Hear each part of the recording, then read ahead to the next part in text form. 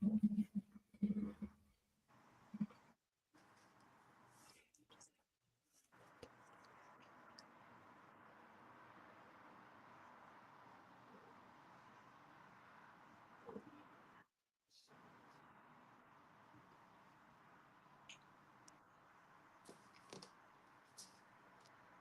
me see.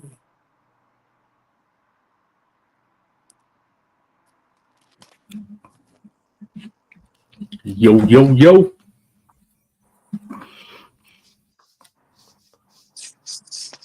You muted there, guy. Hey, welcome everybody. Thank you guys for tuning in. This is Skywalker Boxing Media, Team Mo Boxing, no problem. I'm gonna let everybody introduce themselves. We got Eric D Style right up on top of me. How's it going, everybody?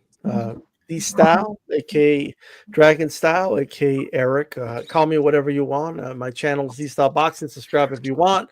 When we're airing live from there as well. So shout out to HCP. Nice. We got my partner Papi Chun Yayo. Y'all already know it's Papi Chun Yayo. Heavy on the Papi, light on the Yayo.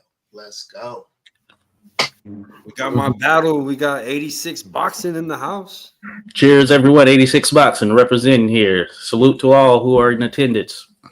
And we got a special guest, man. We got a 3-0 featherweight out of Stockton, California. Sachery Sam, how you doing, brother? I'm doing good. Hey, man, thank you for coming on, man. I appreciate you coming on. You're out there in Stockton, man. And Papi Chun Yayo, he has a thing about people from Stockton. He says they like to slap people, man. I was gonna ask you, do you you get it from what? Diaz, right, Papi? Hey, we know one thing that happened that come from the Stockton. The Stockton slap. Every fighter that the Diaz brothers fought gave somebody one of them and be like, ah. It was good. Just don't act up. Then there won't be no problem. Nice. I want to ask you, Zachary, what got you into boxing, brother? Can you tell us a little bit about yourself and what got you into boxing? Shit, I always been a fighter, by heart. Ever since I was young, I used to like grew up tough, so I just stuck up for myself and just fought back. So even fought for others that couldn't fight for themselves as well. So it's just one day, like my pops, he took me in the garage and just told me that I need to learn how to fight better.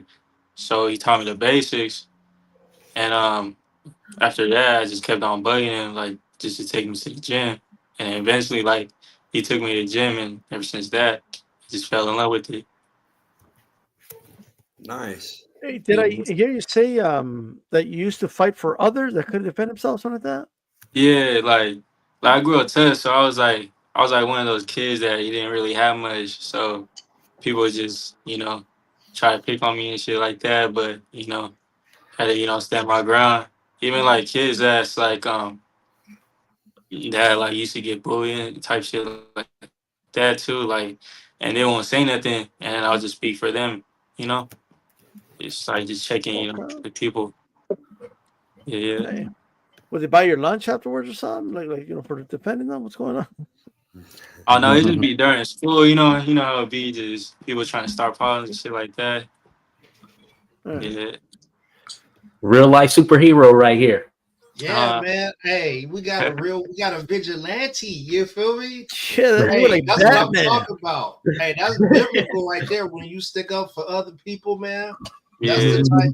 Yo, so it seems like you're doing what it is that you love in life to do. So could you maybe explain to us what type of, how many times are you only fighting? Like, are you committed to just boxing, or do you have a job outside? Like, how's that look? Yeah, I'm in boxing right now, and I also have a job in security.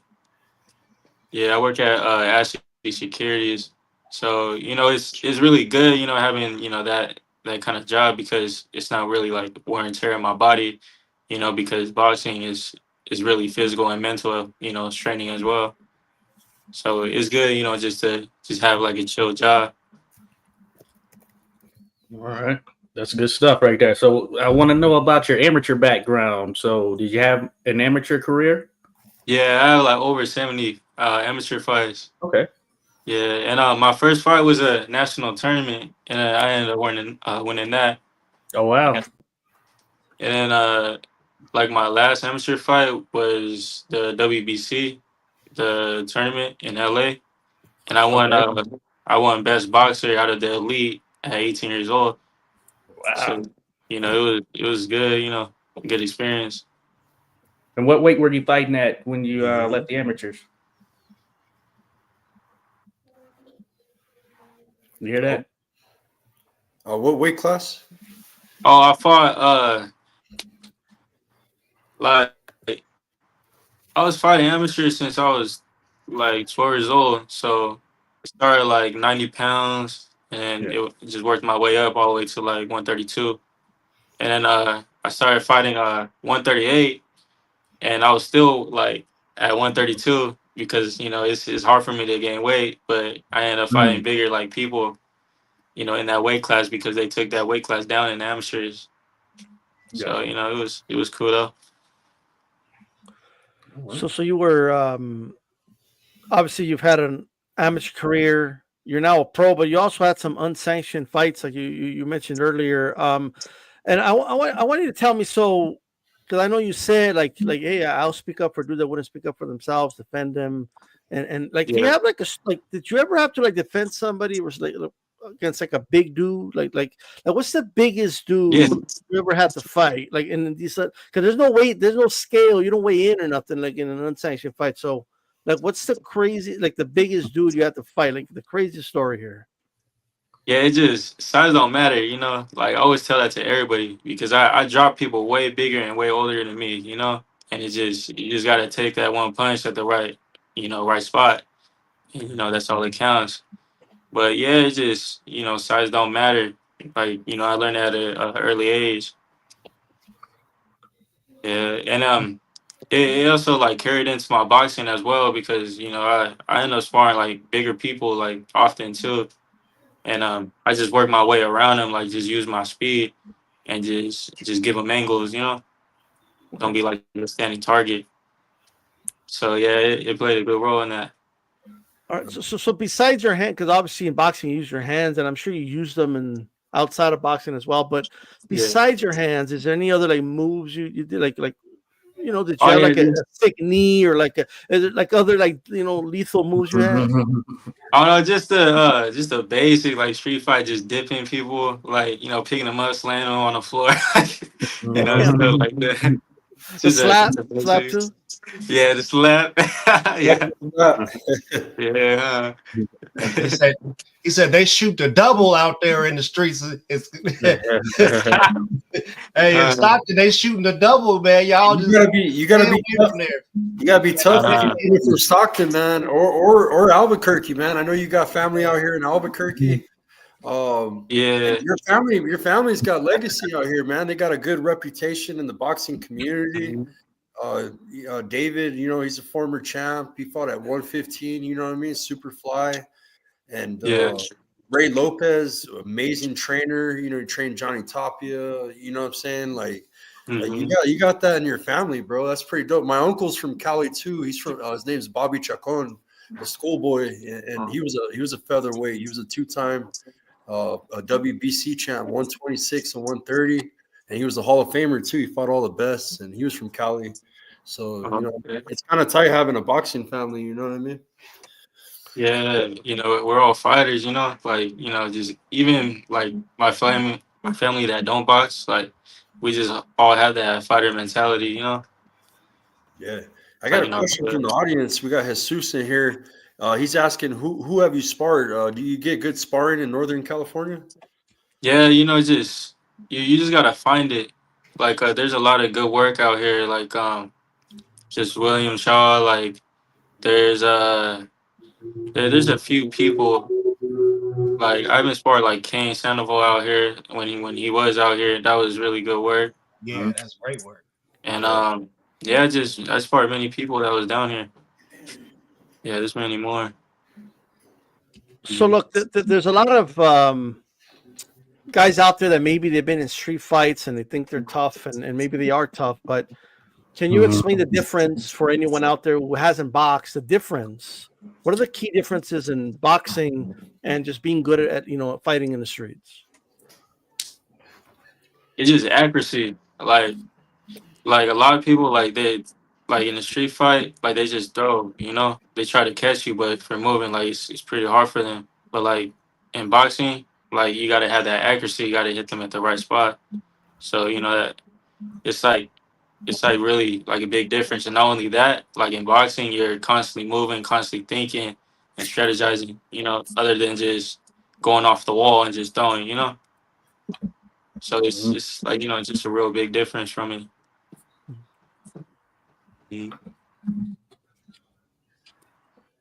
There's something to that for sure. Hey, Sam, I was gonna say, so you're featherweight. I see you even fought at 130 at one point. Maybe there for your, I think it was a second fight. That being said, featherweight, you said you don't really gain much weight. So Yeah. as far as where you are now, 24 years old, that correct? What I saw there on Box Rec and all that. So that's Yeah. where you're playing the campaign, which is a excellent division, one of the old school divisions going way back. Is that where you playing the campaign through the early portion of your career? Stick there at that 126-pound range. Yeah, I'm trying to win multiple titles in different weight classes. Like, once I bump up this way, like I want to win a world title, before I Okay. even go up on weight. Yeah. Okay. So Yeah, I 126. fight. Yeah, I fight 126. Yeah, right now. That's where Espinosa and those guys are at, right? Yep. Yeah. Ooh, that Angelo, division my got, bro, Angelo. man, that division got some killers in it. Yeah. Yeah. That's good. Hey, man. Hey, I'm looking forward to seeing you call some of those guys out after you fight. Is that the type of action that you're looking for out here? Are you trying to find out who really is the best in the division, or is it more about money with you? But me, I'm just trying to be a legend. I just get in there with anybody they put in front of me, and I'll just adjust as fast as possible, do what I got to do, just handle my job. Yeah, but that's my goal, is just be a legend. I don't really look past anybody or just Right. really like have any names out there. It's just if that's if that what I have to do. If I have to fight him, then that's what I have to do.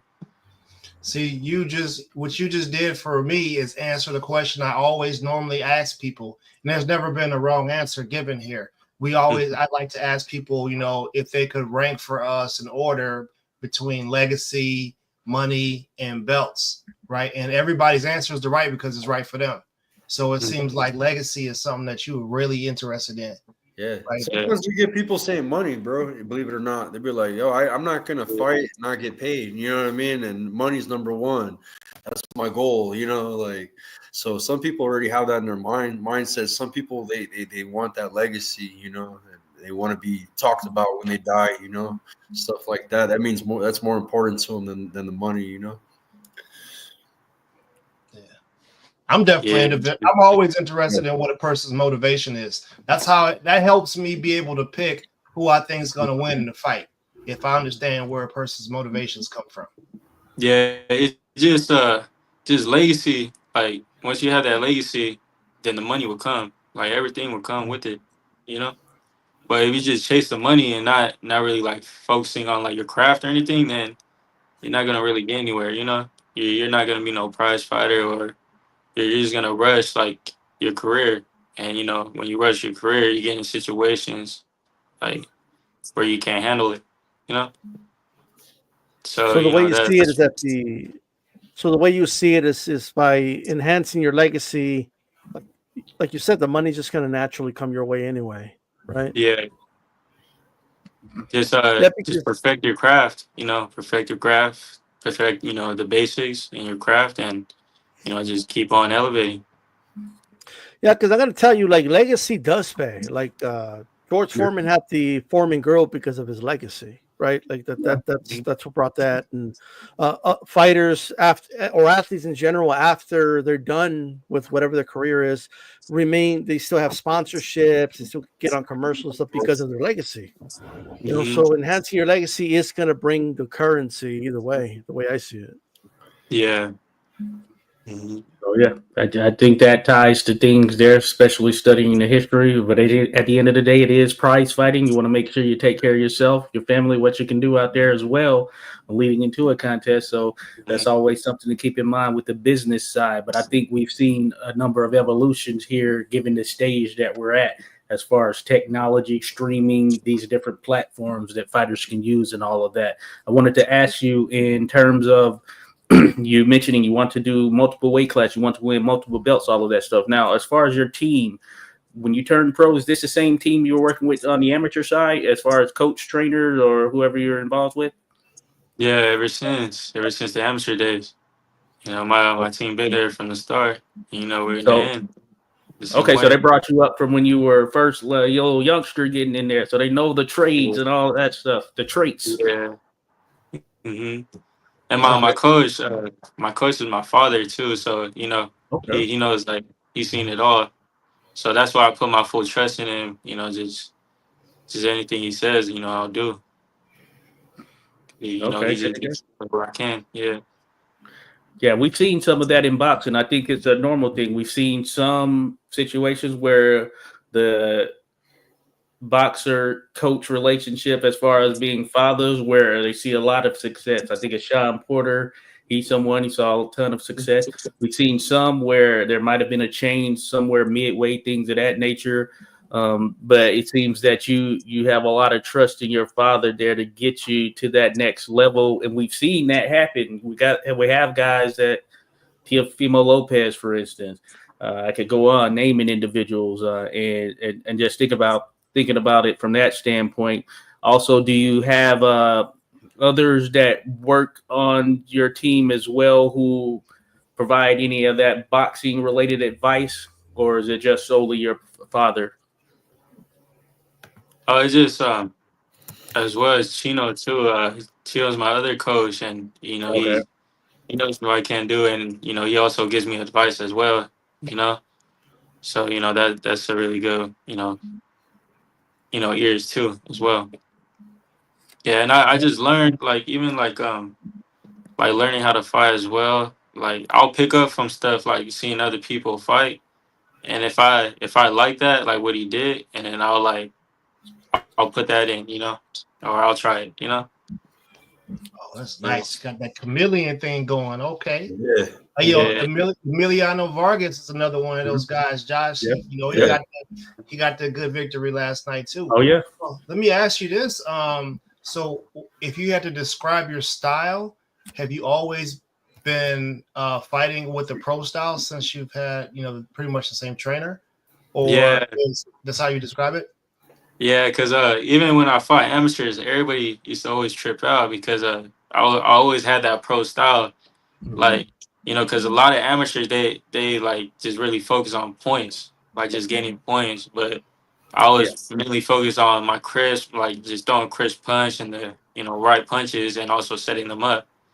So I always had that that pro style in amateurs, and it was just like even like when I did fight in amateurs, like if the guy like I knew that he didn't belong in there with me, then I'll take him out. I always had that mentality since I was young.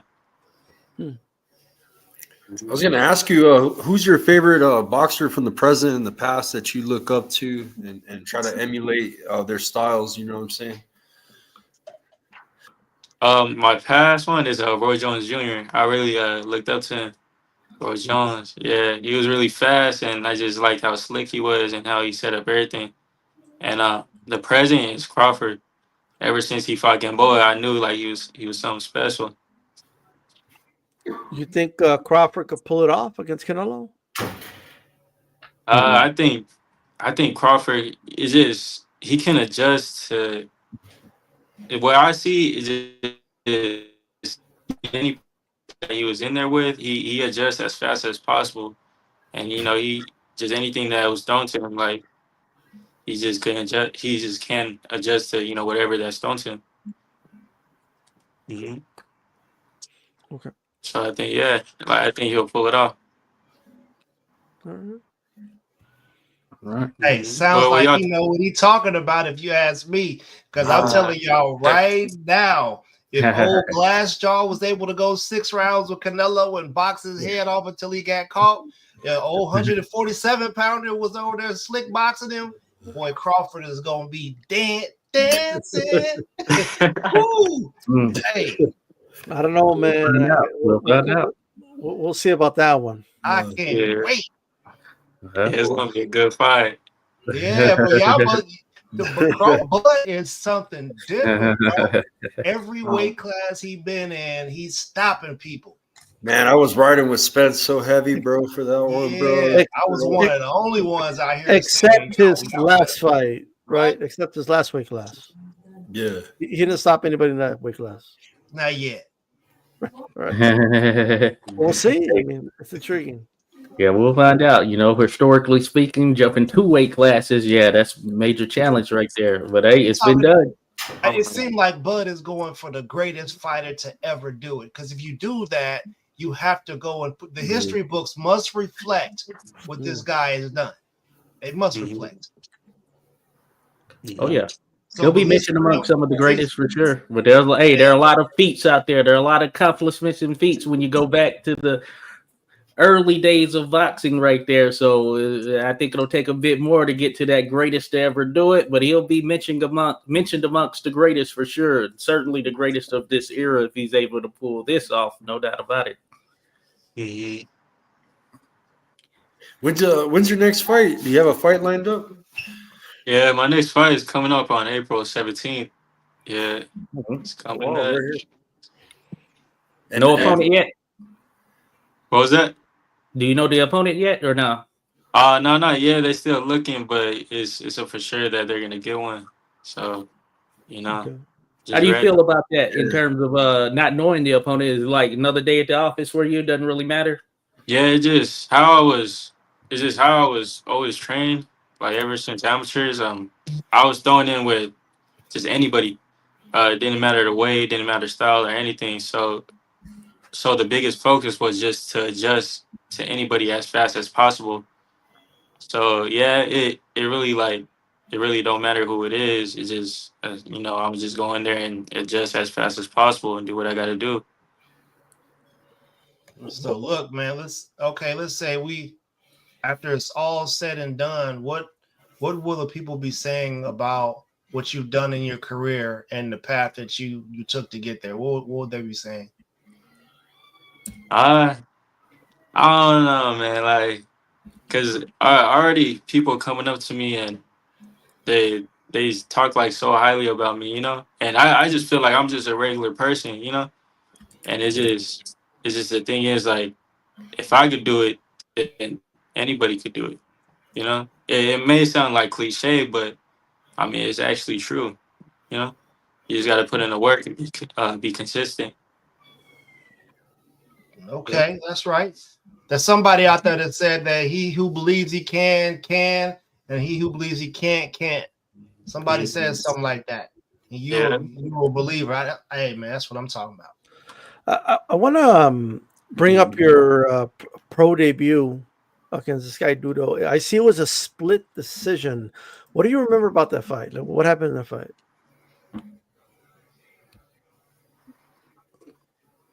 Can you hear me? Hello? Correct. Might be a slight delay. Yeah. You still there, Zachary? Oh, you got it?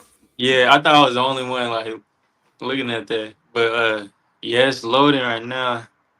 But I still see y'all though. Okay. Well, we hear you. I hear you anyway. Yeah. We're good. Maybe ask the question again. Yeah, go ahead and ask it again. Eric.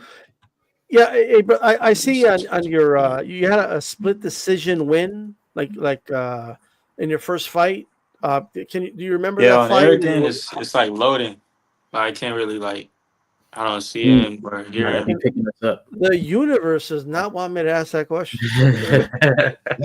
But the question was Zachary was in case you can hear me, D-Style had asked, he saw that there was a split decision in your first fight. He wanted to know what that fight was like or kind of what your thoughts were there leading into it and then in the aftermath of that contest. Oh yeah, man, Cause I took a whole year. I took like a whole 4 year break, like because of COVID Oh wow. happened. So I haven't fought in like 4 years. But the thing is, like I already knew what I had to do. You know, like I wasn't nervous or anything. I just knew that I had to get that job done. So I mean, like I beat my body up for like months because I didn't know what I was gonna get into. Like a lot of people would say like, "Oh, the gloves, you're gonna feel it more," or like just say like just stuff about like just being pro, like how it's a big difference and like, but to be honest, it's actually not like you don't really pay attention to the punches or anything. You just do what you got to do, you know. But yeah, it's just my body was just beat at that that fight, but I just had to get that those jitters out. Like once I started, like once that bell rang, like that's when my adrenaline just shot up, and then I was just boxing it, and then um I was shaking it for a while, but then well once my adrenaline went down, like my breathing was down, like I got tired, but I still like boxed and moved. But yeah, I could have took him out a few times, but it just I just let him go and just boxed in. You know, if I would have threw like just a few more punches, then they said they would have stopped it. Yeah, but I was buckling him and everything. But it was a really good experience because I got in there with somebody that had experience. That had been in there before. So Yeah. it was just it was just a good, really good experience. Okay. Well, that Okay. was really interesting to hear fighters say that. That the difference between the gloves, the practice gloves, and the actual ones used in the ring is not that big of a deal. And that's not something that you guys are thinking about. I'm gonna Yeah, bookmark this moment for me because you always hear announcers and things. They make these statements, and then we just kind of accept those statements to be true because people believe that they know what they're talking about. yeah. So definitely thanks for that bit of information. Yeah, because if you get caught or anything, it's just a flash. Like you won't remember. I never got caught like that before, but I always heard people saying it. Like you won't feel it or anything. It's just basically like a blink of an eye. Like like you close your eyes for a second and you open them, and you know you didn't really feel the punch, but it's just you didn't know what hit you. Basically, like if you get caught like that. Yeah. Yeah. Yeah, but I don't really pay attention to the gloves or even the impact because I try to just keep my mind strong. So I just focus on the game plan and just taking them out Do and winning the you fight. do you recall, like, and this could be sparring, it could be pro fight, it could be amateur fight.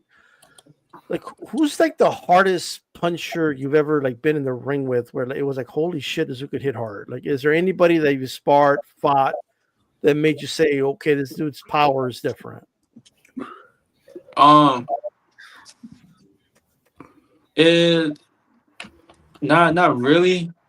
I mean, I could feel like the impact because like different people that hits hard, like it's more solid. Like you could feel like the weight on it. But yeah, I don't really have like a specific person that really like opened my eyes, like that he could really hit hard and stuff like that. Cause I've been in with just a lot of hard hitters, and yeah, it's just I don't really like scale them out like that. I just if you name a person, then I'll tell you like if he could hit hard or if he can't really feel his punch. But yeah, I don't really rank anybody like that. Okay. Good to go. Hey, and you noted leading into that first fight that you were out for about 4 years. Now, were you in the gym at that time or kind of on and off? What was that like? Oh, it's cause yeah, cause I was off because we're trying to switch pro and COVID happened, so that slowed down everything. So it was really hard for me to get my pro debut in, especially like in California. Yeah. So yeah, it was just hard, and then I just trying to find somebody and just a promoter as well with COVID and everything was slowed down. And not only that, like a few years later than that, I had a baby. So that's when like my mind switched and I was like, okay, well I gotta make like a, you know, I gotta make some, type of income, So I started like trying to go on a different route, just trying to find a different route and trying to work and do, Yeah. just find a different like thing for it. But then it was weird because people were coming up to me, like a lot of people, like the job that I worked at, like a lot of people was coming up to me, reminding me, like, oh, like, are you gonna have your pro debut soon, or are you still fighting? Like, just basically reminding me that, like I'm a fighter, And I think it was just because I'm Christian, I'm religious, so it just felt like that was, God, speaking to me through people and telling me to get back in, this path in boxing. And ever since that, like I just got back into it and just went full throttle with it. Oh, that's good. Hey, that's awesome, and you have that calling, that you have a child now, so I'm sure that adds that extra fire. I saw you got a fight in last year, so it was in May of last year, so you'll almost be a year out, but not quite a year out. So, Yeah. thinking about that, how do you feel in terms of just heading into this particular contest with the time off and everything? I'd imagine, I know with a lot of fighters, they prefer to be as active as they can be and all that stuff. But how do you feel coming into this one? To be honest, I feel good. It's just once like I had that first fight, then that's all it took. It just Okay. after I got those butterflies out, after all those fights, I felt relaxed. And I did like ended up stopping like everybody like after that. And yeah, I don't look at it as, as like a long break because I stayed in the gym and even Okay. like me sparring is looking real good and I'm just getting better, so I don't really like I'm just ready, to be honest. I'm ready to just get in there and just handle it. Man, all of these points that you're making are really interesting. I think a lot of us kind of forgot, that what really happened with the COVID thing is like we kind of try to forget how bad it was. And for boxing to have rebounded the way that and maintained the way that it has from that, me personally, I'm gonna say I'm guilty because I never really thought about how it impacted the people who were getting ready to go pro right then. So you'd be like a person who has a birthday of February 29th. You know what I'm saying? It's just rare to be able to find someone who's in that position and actually hear. So you basically had people who wanted to see you be something in boxing help motivate you to get back to it going through COVID, if I understand it correctly. Yeah, like yeah, just while I have my break, it's just everybody, like just a lot of people just always reminding me. Even my hometown, even people like if I go to San Francisco, like there be people like running into me and they'll say like, oh, like when are you gonna have your pro debut soon, Just basically Yeah. like, just remind me.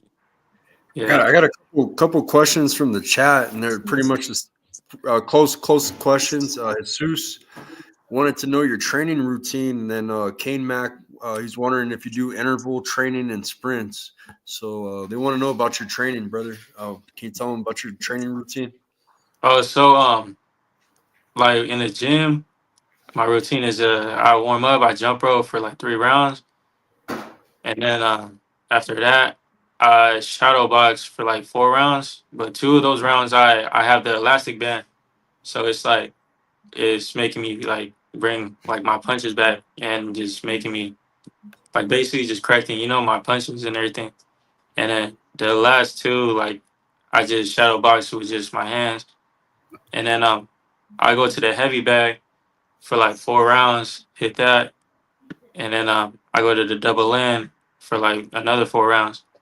And then after that, I'll do like just my abs or just anything extra like mid work or it's just yeah just anything else. But like sprinting wise, like when I run, I I don't jog. Like I sprint. I try to sprint through the whole thing.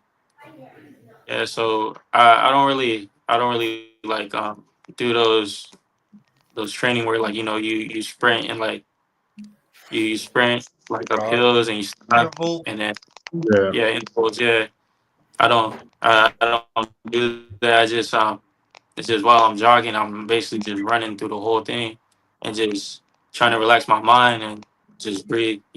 Just concentrate on my breathing. When you go running, you, Yeah. you actually go out and run, or do you use a treadmill indoors? Like, how do you prefer it? Yeah, I'll prefer like outdoors because you're you're pushing off the ground.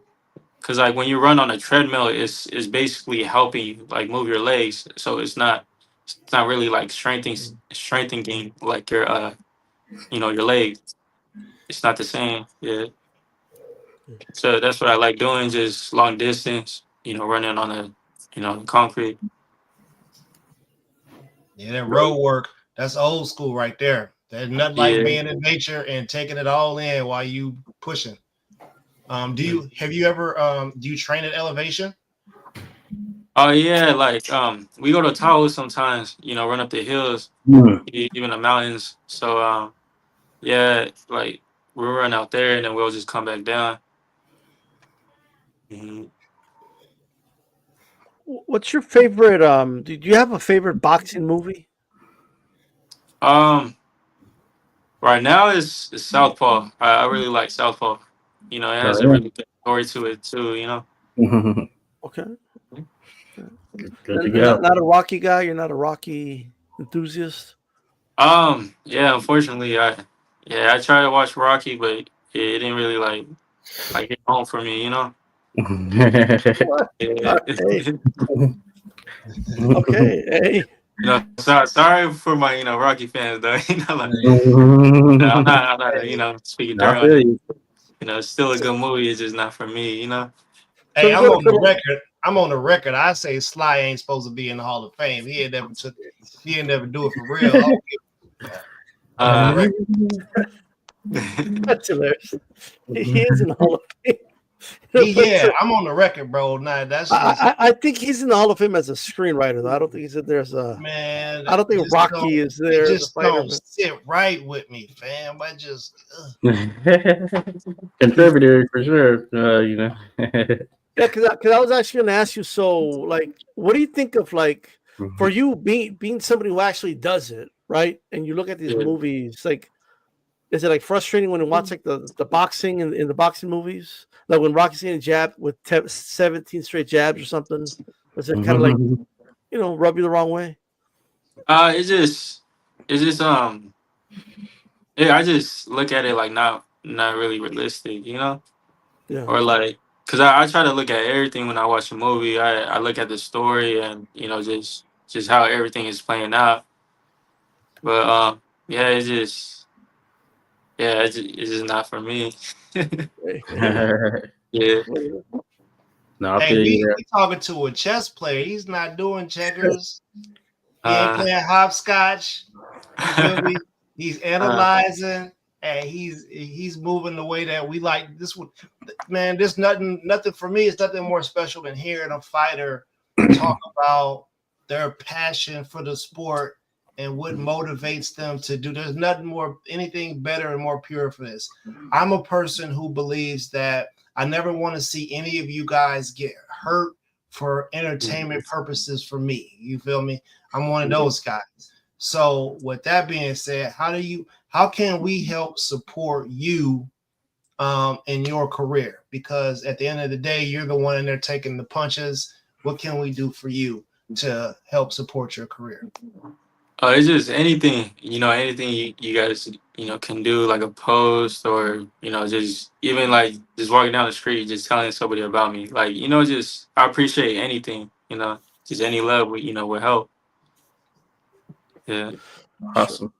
So I want to ask you, Sacker. So let's say, right, that somewhere down the line they make a movie about you, right? Mhm. Let's say your career goes the way you would like and everything, and they make a movie about you, right?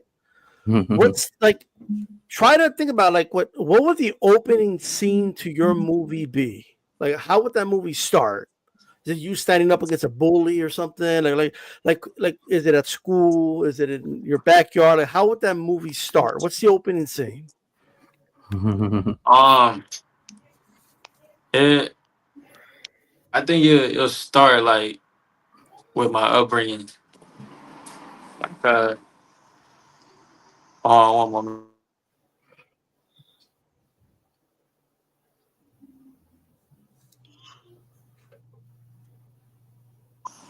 My fault, but yeah, like it would just start off like just my upbringing, and then it would go like to me in school, and then it would just work its way up, basically.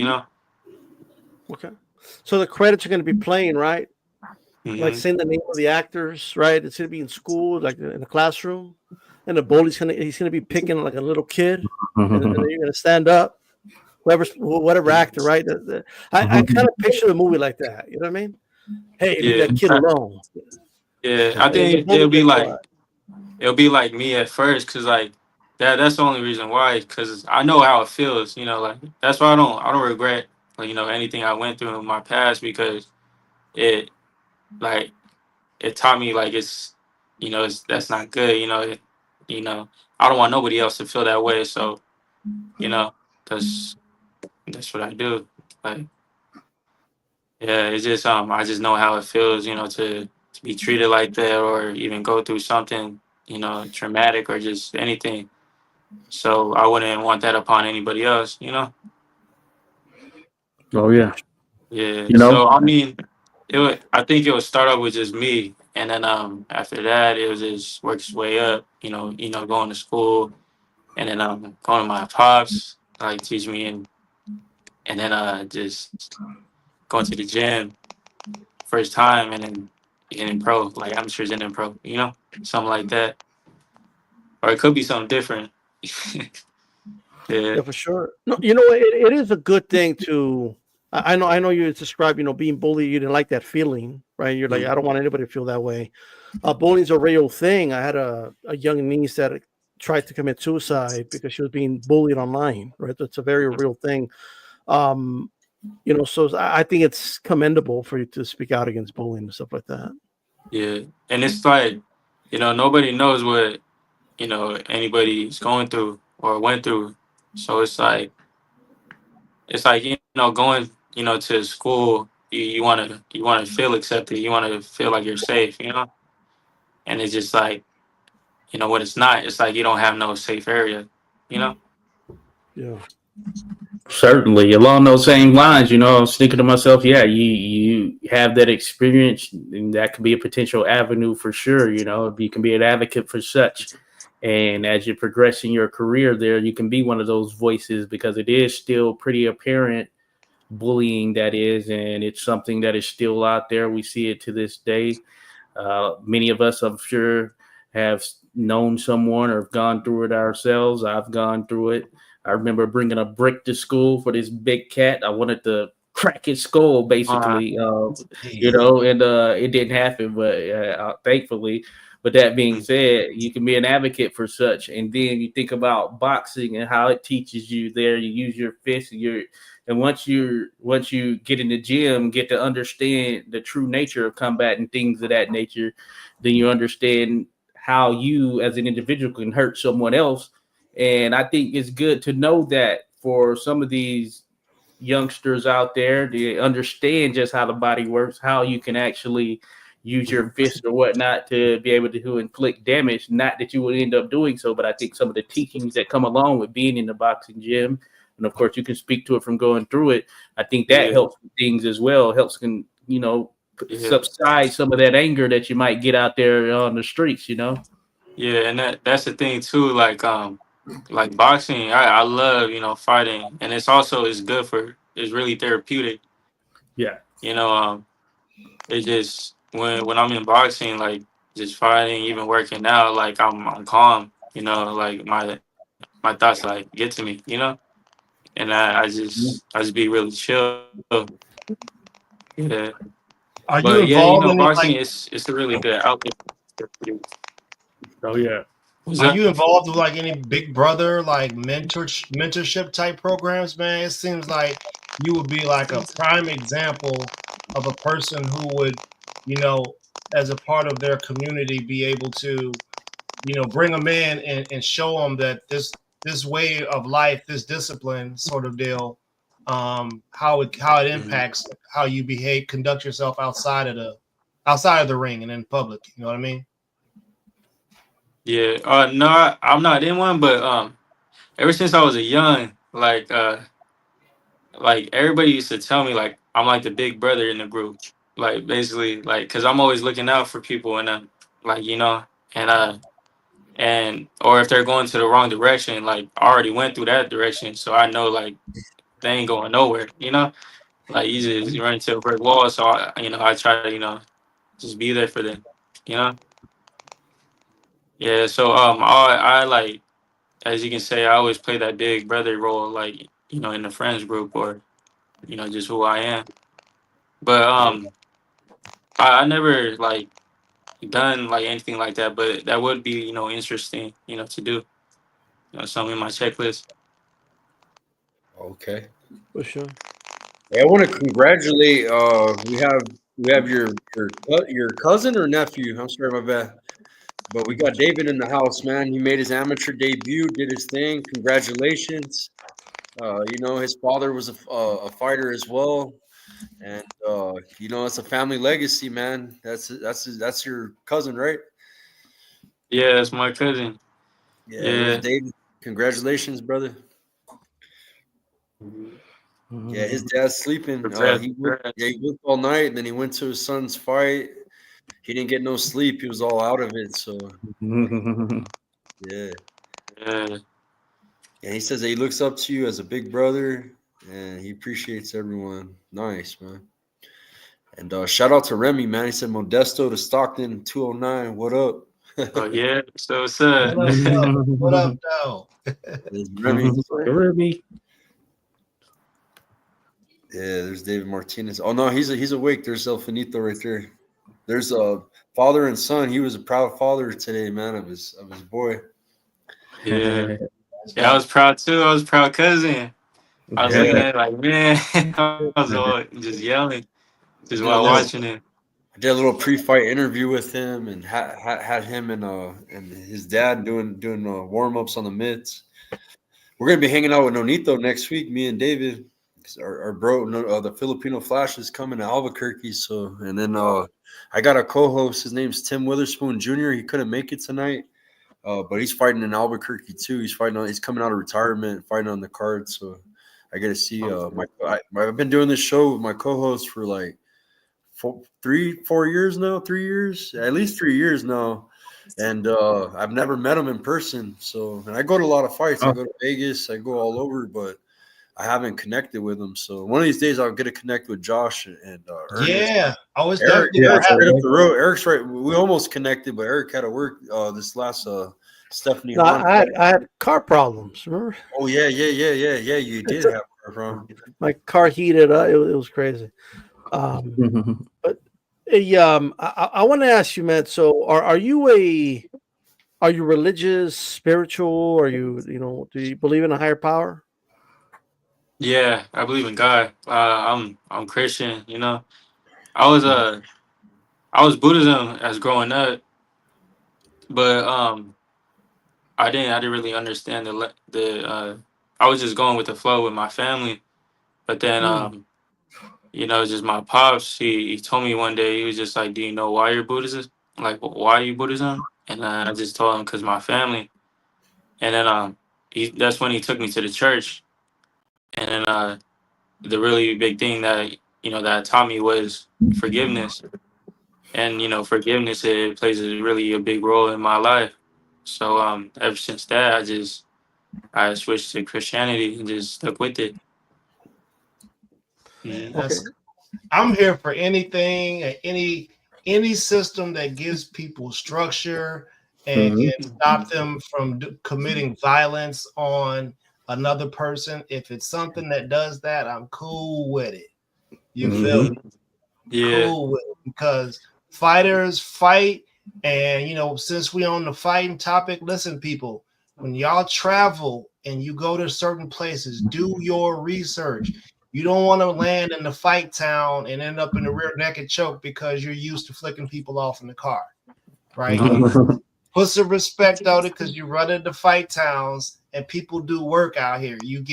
They shoot the double and you end up being choked out some type of how you just don't know what happened. So let's be nice and respectful out here, y'all. Let's support these fighters. I'm definitely here to support it. I love the sport, man. I'm definitely looking forward to seeing your movie produced. I just watched Clarissa Shields. Shout out to her. Watch that again. I'm looking forward to seeing your movie, fam. Yeah. Oh yeah, appreciate that. I got another question for you. So, do you have dreams about like winning the world title and there's like an arena around you? Like, do you dream about those things? Yeah, like that's why like I feel like the dreams are like visions because I did have dreams like just winning a world title or even like in a big like mansion or just driving my dream car. Like I feel like I did like vision it, and I feel like that's the route that I'm going. It's just I gotta trust in God and trust the process. You know, my follow up to that always is, no matter what they say, is do you think those are dreams or visions? But you already answered it. So Yeah, you think those are visions? yeah. It's like even like affirmations like they say you say what you want and then you end up like dreaming about those things and it's basically become like a vision and it puts in to the outer world. So yeah, I just feel like those are visions. Yeah. I want to shout out my battle Remy, man. He's a disabled vet, man. He supports a lot of boxing. You know what I mean? He does a lot of stuff for people in Northern California. He was asking if you fought on Toscano Promotions before. Oh no, I never fought at Toscano Promotions, but Chicken Ranch yeah, Casino. but I know them though, and they're really good people. Yeah. Salute Remy. Yeah, that's our battle right there, Remy. But yeah, David. I remember when he first became pro, you knew you were going to win that. So Man,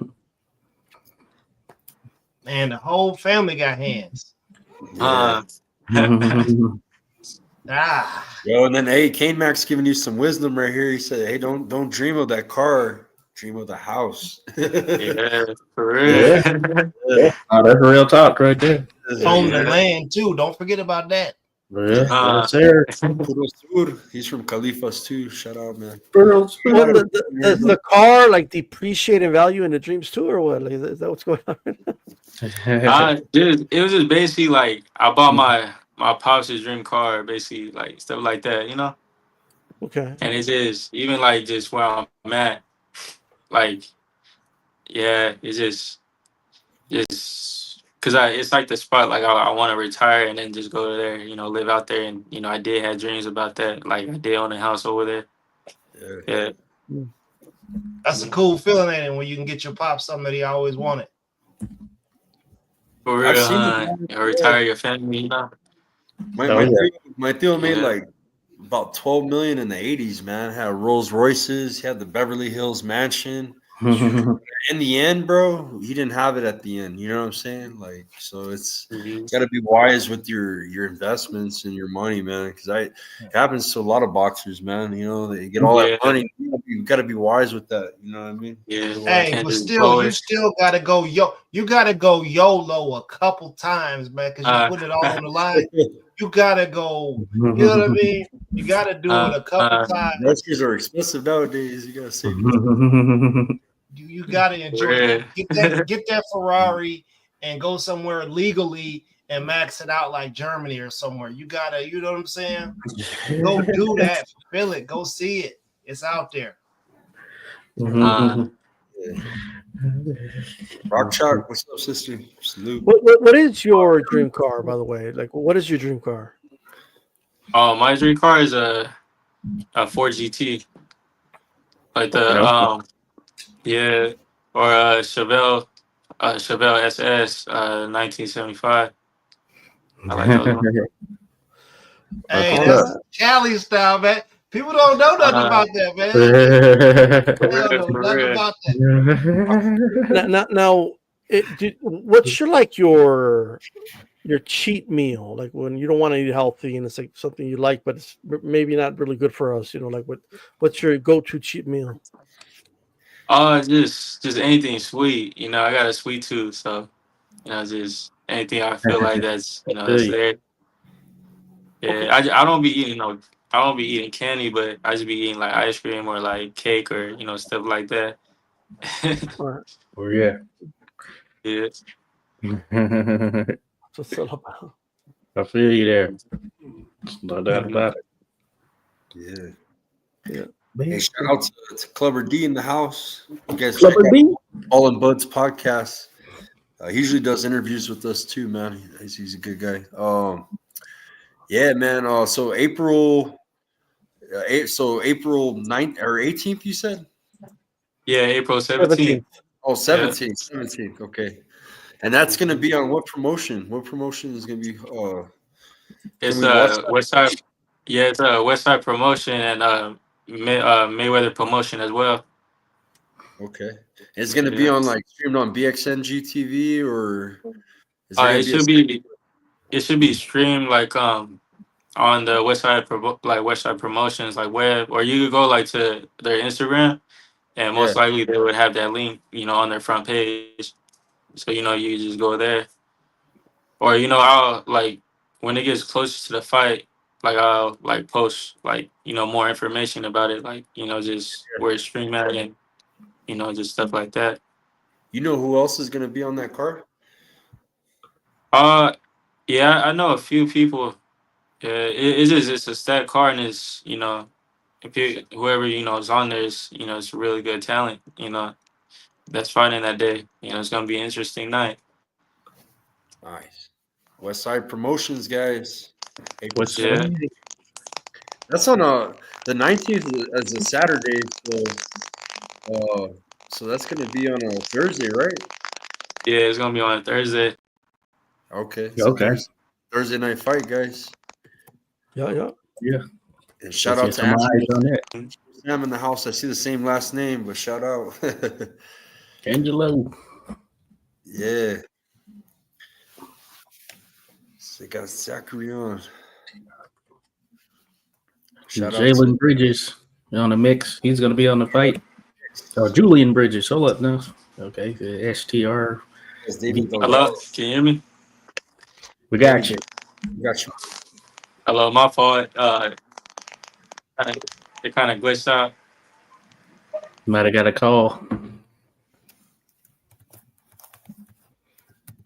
Yeah. Cool. Well, we've had him on for about an Hello? hour. Yeah. Okay. About that time, huh? Yeah. Yeah, looks like we've had you on for a whole solid hour. Oh, David. Oh, Julian Bridges is going to be on that card. I know Julian. Oh, yeah. West Side is good people. Yeah, Yeah, Julian fought on a country box card. Remember that, Pop?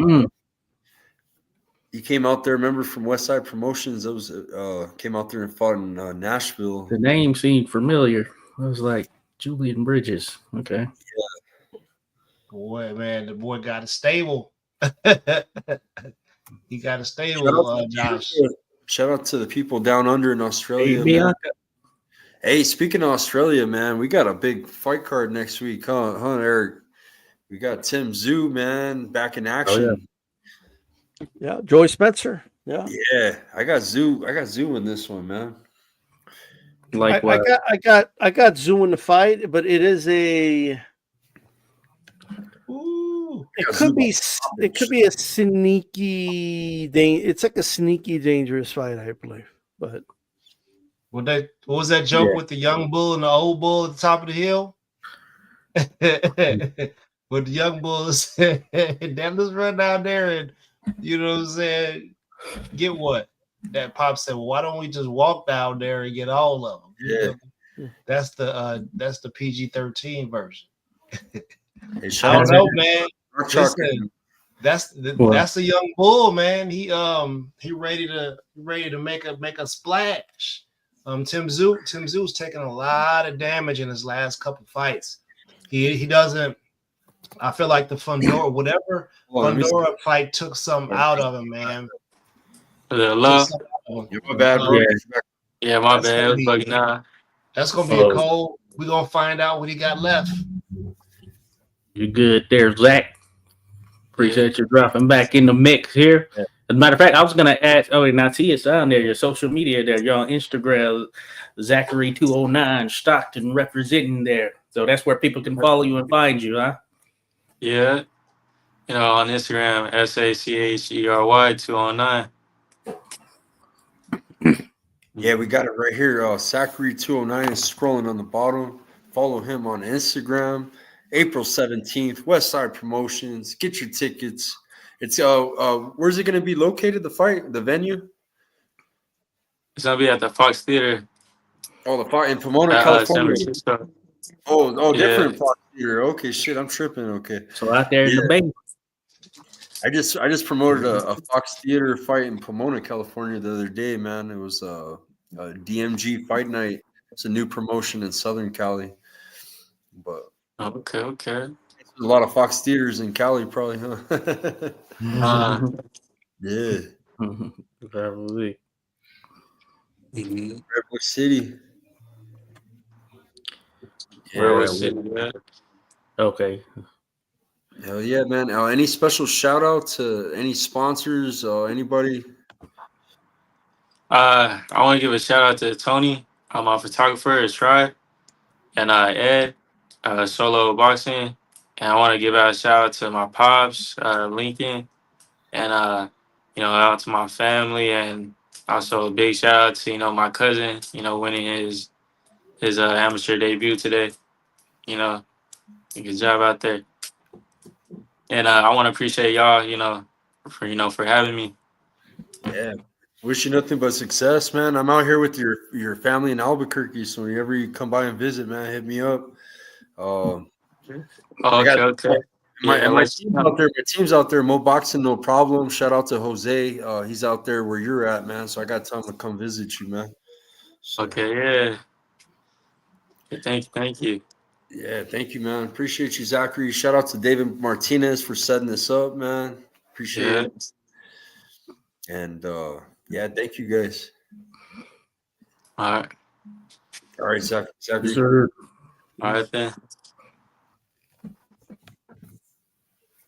Cool. Let me switch it to bam. How you guys doing? That was a great interview. Yeah, man. He's locked in, bro. He's definitely doing what he's supposed to be doing. Yeah. Wishing the best for Zach. April 17th. It's a Thursday night. There's no boxing on a Thursday night, so you guys all tap in, support them. You know what I mean? Oh yeah. It's going down Redwood City. And yeah, man. And shout out to Rock Chalk. She started her channel. She was doing trying to help some Kansas people out there on a murder case a year ago. So that's how her channel kind of originated. But shout out to Rock Chalk. She's like the female unsolved mysteries. You feel me? Yeah, she is. Yeah, it gets really active encounters over there. She had a lady put a gun on her during this case too. Yeah, it get active over there. I try to give out some good wisdom to my buddies that's in the crime world.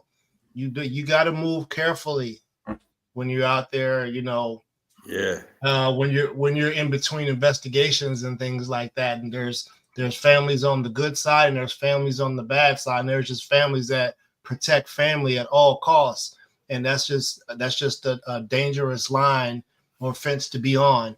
If you're doing it, God bless you, because somebody needs to solve these motherfucking crimes.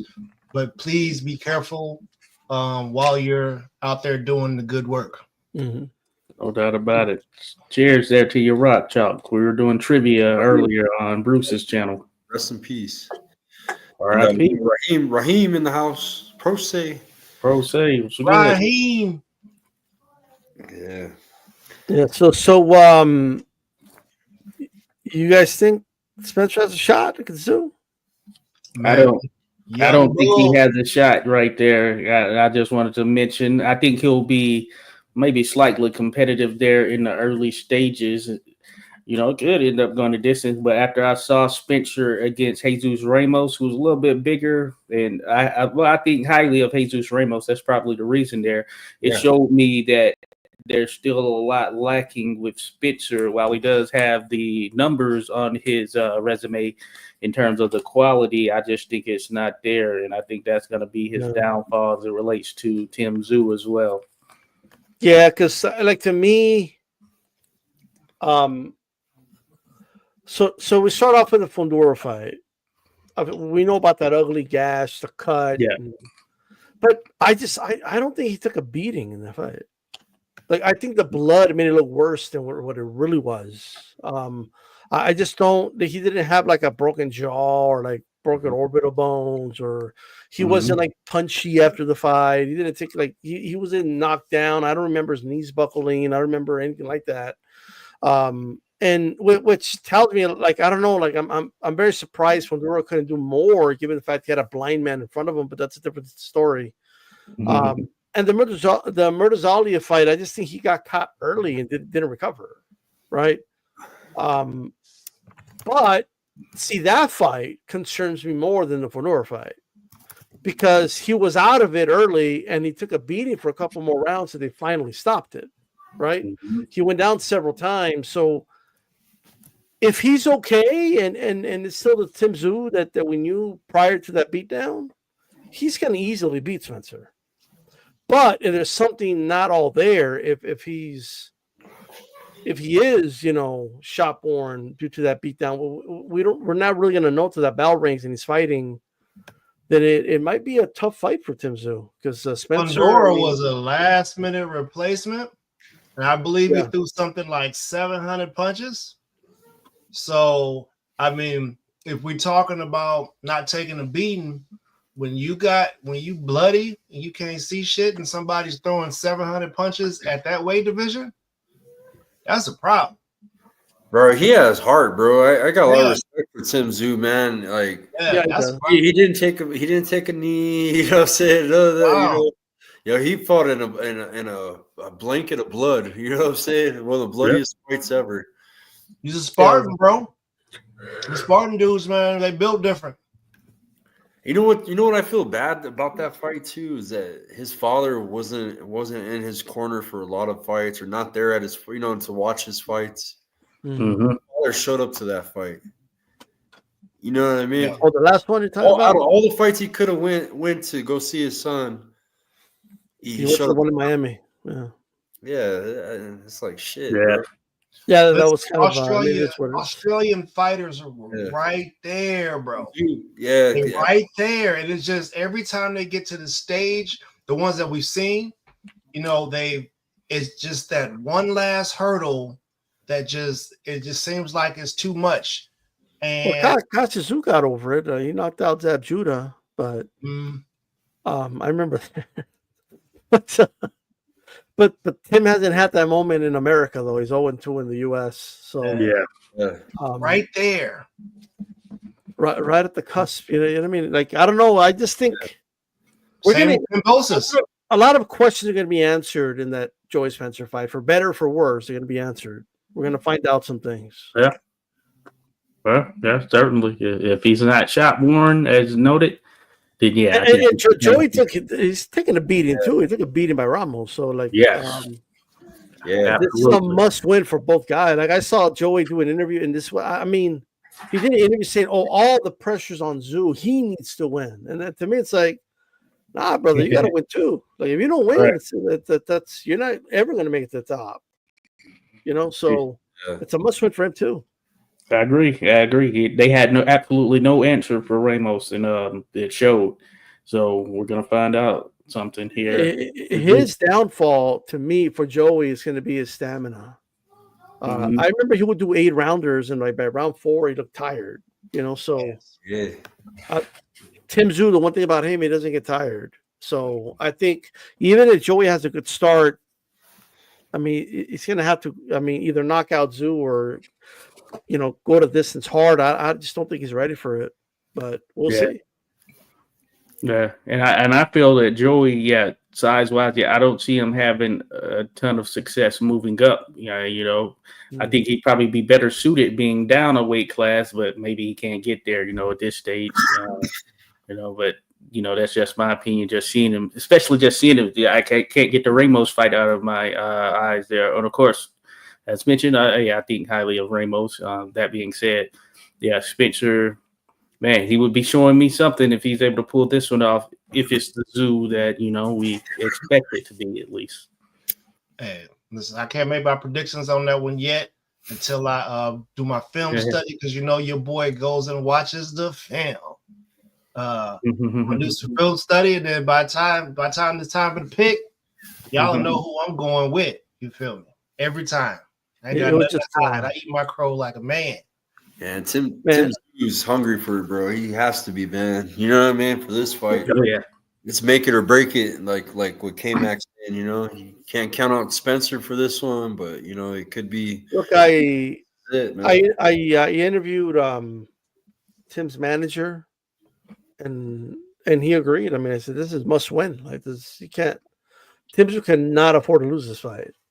Like it'll be 3 in a row. This will be in Australia, and it's not a world title fight. If Tim Tszyu loses this fight, his career is done. I think. I mean, I don't want to be dramatic, but that is a fall from grace. So, it's a piece of Australian boxing right there. Yeah, man. I don't know, man. I disagree.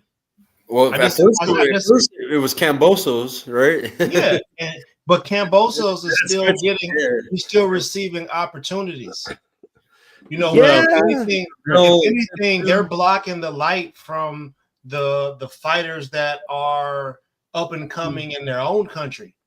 If anything, you know what I'm saying? Like if they're the ones that's always getting to be the representative of Australia, that's not fair to the fighters that are up and coming in Australia, because we don't get a chance to hear about them or see about them. You got to carve their path. There's a lot of up and comers on the. Speaking of the card, I know like the local fighters love it when Tim Tszyu or Kambosos fight there because they get an opportunity to be on a big stage. Yep. So like there's a lot of young talent that's going to be in that card. One of them is the one that won the Youth Worlds from Australia, Cooper O'Connell. He's going to be on the prelims. He's a talent. I saw him live. I saw him at the Worlds, and he's got some talent. Shannon O'Connell. Yeah. He could fight, and I think that's his pro debut. It's a hell of a place to make a pro debut, Tim Tszyu card. So a lot of opportunities, and but Tim, okay, maybe it's not over. He loses again, but man, right? It's gonna be hard to get back where he wants to be, right? Like it's Tim Tszyu wants to be on the top. He wants to fight for world titles. So if he loses this fight, it's gonna be a long road back. I'll say that. But you know what? We never got. We never got Jamel and Tim Tszyu. You get what I'm saying? That would have been an incredible fight. Oh yeah. No matter how you slice it, that would have been an incredible fight. Mel versus Tszyu. That's what we were supposed to have. But what happened? He went to fight Canelo. Yeah. He beat on a woman first. Yeah, he did that. Or that was in the aftermath. At least don't it came seem like out. they're going anywhere. It seems like maybe take a year or two off after they get the big bank, and then they come back. And so you guys know the plan is if Tim wins, it's going to be Thurman Tszyu in July over there in Australia. Yeah, I seen that. I seen the call out. Yeah. He agreed on a friendly agreement. The Thurman's back in the mix. He just fought there. Yeah. I saw people joking he's the king of Australia. It's just it is what it is. Keith Thurman doing his thing. He got his list back. You know what I mean? Yeah. one time for the one time. Golly, boy. Hey, he looked good. Stop talking. Wait for this. You know what I'm talking about? Like oh shit. He looked good up there, 154, didn't he?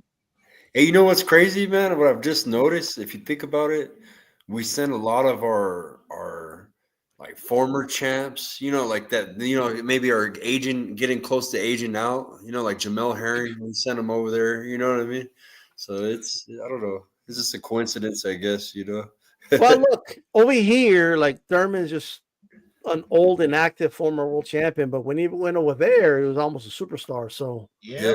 like it is what it is, like but I thought Thurman. I didn't think Thurman was going to pull it. A lot of people did. I was one that didn't. I just thought inactivity again. Yeah, I was like, he ain't going to do it again. It's been, I felt he had the experience at the top level that was going to be too much for that Jarvis youngster. Yeah. Ain't Thurman people from like Myanmar? He like from somewhere weird over there. That's not a commonly known place. I feel like his mom is from like one of those places that over there, one of them odd places, Indonesia somewhere, Singapore, some wild place. But yeah, so he's a superstar. When it goes back to where his people are from. Yeah, 100%. Worse. Man. Shoot, I remember when Roy Jones was retired. He went and fought in some Russian leagues, and they treat him like a king over there. They treat him so good, he went and got Russian citizenship. He got knocked out by I can't think of his name right now. But over there, with a hammer. Denis Lebedev, I think it was. He was fighting at cruiserweight and got knocked out. Man, hit him with the Thor's hammer, boy. That was Greek mythical shit that he got hit with. Yeah. Speaking of Thurman, like that, I think that's his first like knockout like in 10 years. It's crazy. Yeah, it's crazy. Hey, one time was always a heavy hitter, man. He had every fight. He's jumping in there, and he gonna see if you can handle it. And he go get the skating. He gonna start sliding around the outside when he get tired. He gonna spit that mouthpiece out if you hit him with the body good. But he one time is jumping in with the fangs, and he gonna try to see if you can take it. That he used to be one of my favorite fighters. Look, the fight that impressed me the most with Thurman, it's not even his wins. It's against Pacquiao. Like he was flatlined in the first round. He was like flatlined, and he got back up and he survived the round. And he made it a fight. That fight was a lot closer than people remember. People just remember the knockdown and like when Thurman was hurt. Yeah, but Thurman was like sneaking. He was winning rounds, and then he got hurt to the body and kind of went downhill. But like he rallied back against a legend pretty much, and they just didn't. He lost a close decision, but it is what it is. Yeah. I have it right here. Look, I have the poster right here. Pac-Man says, slow feet, I put you to sleep. You back straight back with your hands down, it's man down. Hey, in 2017, I thought Thurman was the top welterweight, but that seems so long ago now. So it'd be interesting to see what he can do. Too, man. Danny, Sean, man, Pac-Man was all those guys fought each other, man. But think about that, 2017, all those 2025. Interesting, right? Yeah. One time duck spins. Does he beat Mayweather duck one time? Just a bunch of weird stuff was happening. What if Zoo wins? You guys think Thurman could pull it off against Zoo? I don't know. It's gonna be tough. I think that's gonna be a tough fight for Thurman, even though he looked good against Jarvis, just because of the fact that, man, he's had so many breaks in between this latter portion of his career. It's hard to really say where he's at this stage, because I think he looked good against Jarvis, but Thurman, of course, is the former world champion, is the higher ceiling fighter and all of that stuff. So it's hard to say how he's going to look in there and if he can do the same with Zoo, especially depending on timing wise when it actually happens. But I imagine he'd be somewhat competitive, but I'm still not sold on what Keith Thurman is at this particular stage, Man, I like to see Keith Thurman and Jamal. Yeah, man, Charlo. I'd like to see that happen. Yeah, I'd like to see Spence and Thurman get it cracking. You know what I'm saying? Like, I wanted to see that could be done, bro, 154. Who's that, Skywalker? Jamel and Bud, that would have been good too. Yeah. Bud and Thurman. You know what I'm saying? Like, I feel like they've been out so long now. It's hard to know what that's going to look like. Even with Jamel, I thought Jamel Zoo was the best fight at 154 pounds a couple of years ago, but now it's hard to say what it's going to look like. I wanted to see a Mel and I wanted Bud and Mel to fight for Undisputed. Undisputed versus Undisputed. That would have been the best possible outcome.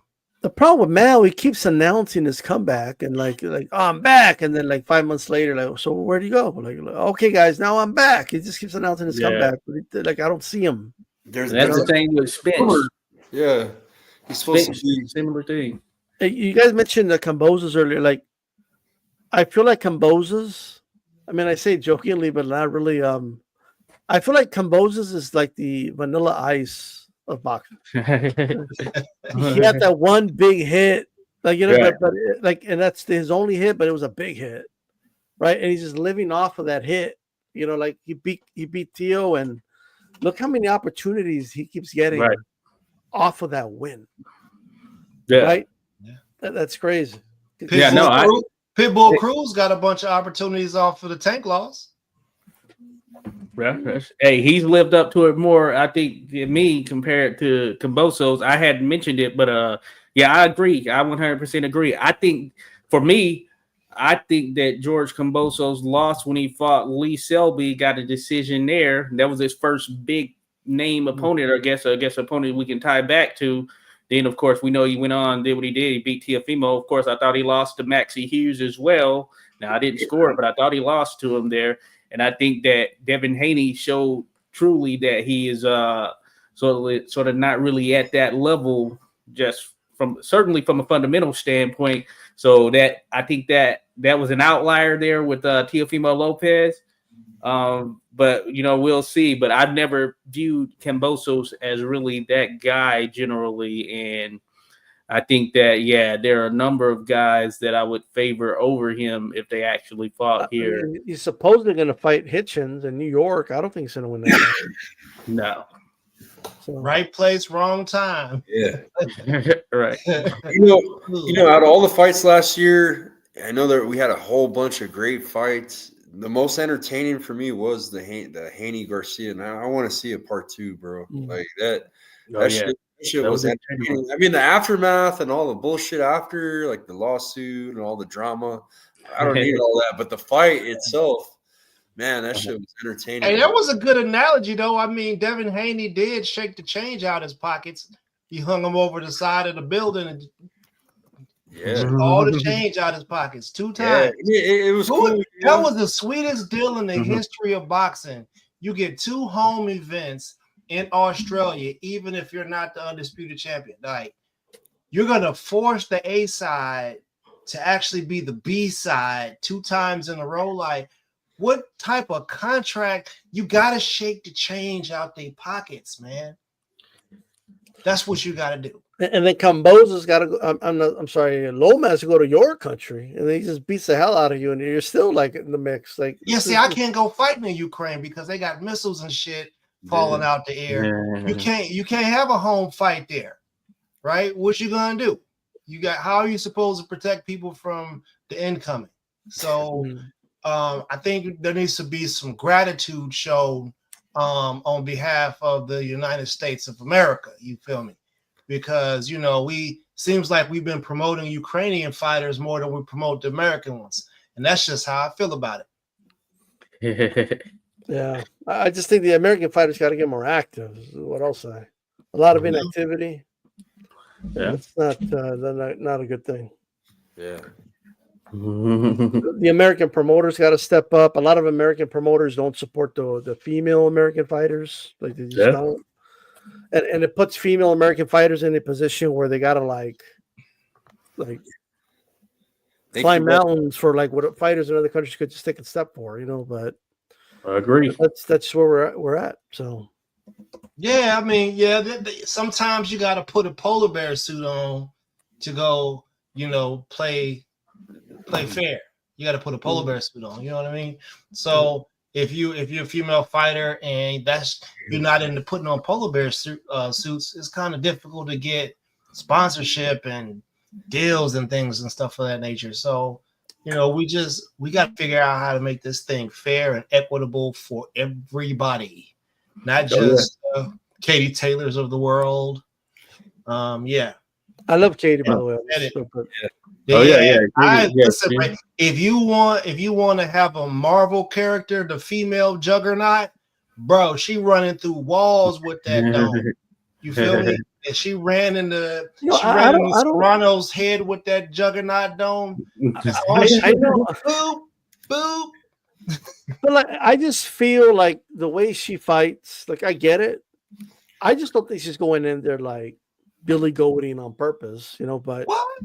Oh, I just think it's like I'm gonna throw this right hand, and I'm not gonna move my head. And if you're still there, then like Bradley would do the same thing. Timothy Bradley. Oh yeah, big I think there's a fatigue Evander Holyfield would do the same thing. That's Juggernaut 1, 2, and 3. We don't discriminate over here. If you're running your head into other people's heads, you got Juggernaut-like tendencies. You feel me?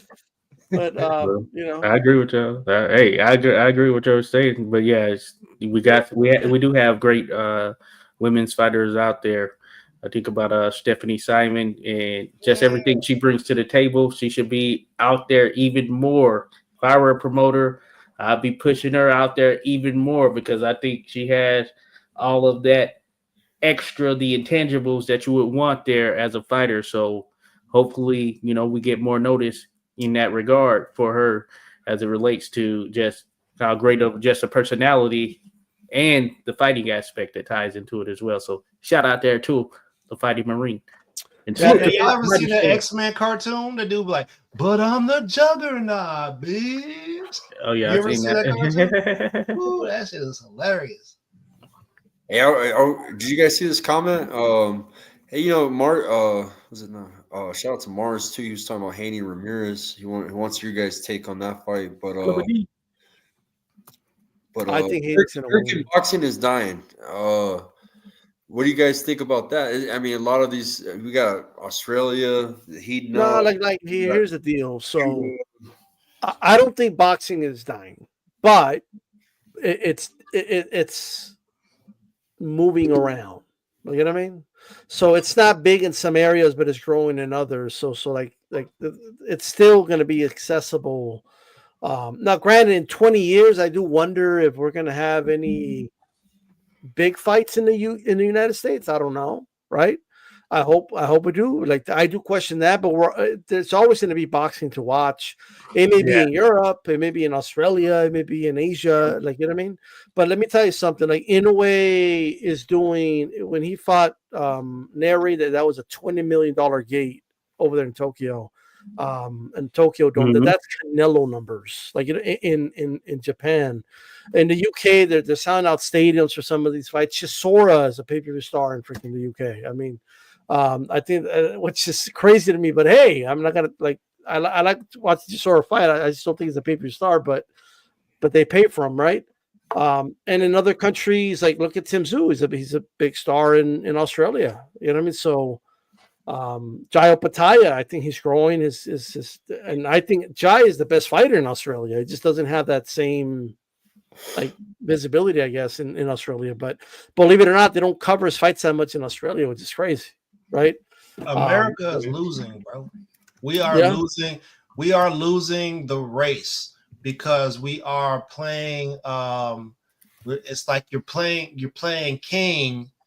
Like the rest of the world is playing internationally, right? Yeah. So they're playing on an international scale versus us doing what we're doing here locally. It's not sustainable, and so you got these billionaires they're sword fighting. You get what I'm saying? And until somebody like a Jerry Jones or somebody that like owns a Bank of America decide they want a sword fight back with the Saudi dude, they come in and snatch it up. They got all the bread. They could build an entire city from nothing in a ring that comes out of the ground with 3D laser shows in 6 months. You got to have money to be able to compete with that. like the way I feel about it, it's kind of like if somebody told me, "Hey, soccer's dead," and I'll be like, "What do you mean?" Well, it's not big. Well, okay, maybe it's not big in the United States, like, but everywhere else, it's huge, right? I kind of when people say it's dying, I think they're talking like locally. Maybe like they remember like more fights in their hometown, or like maybe they're looking at some cards on ESPN and it's half empty, and they're like, "Man, nobody's going to these fights." But worldwide, though, it's definitely a bigger deal. No, like with soccer's the world's most famous number one sport in the world. If it was dying, you think the IOC puts it back in the Olympics? Right. It was the most corrupt sport. They got rid of it because this shit's so corrupt. We want nothing to do with AIBA. They're so fucking corrupt, right? They caught them money laundering, getting paid off or paying off judges, and the most corrupt thing of any sport, right? But since it's boxing and since it's so popular around the world, they allow like another organization to pop up and put it back in the Olympics, right? You don't get put in the Olympics if you're a dying sport. Like anything can happen. Yeah, they were selling out the boxing events at the last Olympics in terms of people are always there to watch the boxing events as far as the Olympics in itself when it was going down here last year. So yeah, it's going to be around forever. Yeah. You trust the people at the Olympics? You saw what they did with breakdancing, bro? Well, it's a new organization now in terms of the boxing. By the way, I have some Australian friends right now would ask them, "Hey, what's up with this Ray gun?" They're like, "We don't know who she is. She's not from Australia. You guys see me breakdance, bro? I'm a hell of a breakdance. I would have won the fucking gold medal. What they did was disrespectful. You're better than that, yeah, for sure. And by the way, even the ones they said were good, I was like, bro, I've seen better breakdancers like those bro. Like, I used to be in a breaking crew when I was in Chuco back in the day, bro. Hey, breakdance used to be big in El Paso. Like that. Yeah, bro. We used to have battles. It's not in the Olympics anymore. It's not that it used to be a big thing. Hip hop and breakdancing, the whole culture that goes with it, is one of the biggest things in the world. Actually, I was a part of all sorts of teams, bro. They have beatboxing international competitions. It's alive, well, and thriving. Have you ever seen TikTok dances? So, what was the organization in the? How did the IOC get those breakdancers? Like what? How did that happen? It's the same thing with boxing. There's this BS that happens with the selection of getting people to figure out when they're having. But here's the thing, though. Like, they don't even in boxing, they don't put people in there. You're like, I've seen people box better at the Y. Like, what's going on here? Like, it was bad. It's really bad, bro. It's a matter of us supporting the amateurs. We need to do that better because still, man, we got kids out here that ain't had a day of training in their life. And they came out the womb shooting a jab. Yeah. There's a new organization, World Boxing. I think that's what's allowed for boxing. You've gotten enough of the countries involved with World Boxings, and that has built that trust back that they're going to have it in these Olympics coming up, which I think is a good thing there. As far as that breakdancing, yeah, I don't know. It's pretty crazy because that Ray Gun, she was a teacher of breakdancing there in Australia, and I think she had been practicing, she said, for like 5 years or something like that. They had some nepotism going on, bro. Practicing by the rhythm of the beat. Now what you hear is not a test. I'm rapping to the beat. To the hip hop, you don't stop. There you go. That was the top rock. I walk with the broke down 6 step. Now what you hear is not a test. I'm rapping to the beat. Hey, by the way, Reagan, you're right. Reagan is supposedly teaching people how to break dance. Right. She has like a degree in it, or like a PhD in it, or something like that. I'm like, what? People how to break dancing down the wrong way. She got. She talked to that name Rodolfo Rivera. The other one on the grave. In the grave, she was slipping fast. Oh shit! So it was a World Dance Sport Federation. That's what the IOC got. Triznash, bro, that was so disrespectful. Dance is on a world level. The dancing has gotten so good. You could go put on the verses right now and see the sickest stuff you've ever seen in your life. You know what I'm saying? It's all walks of life.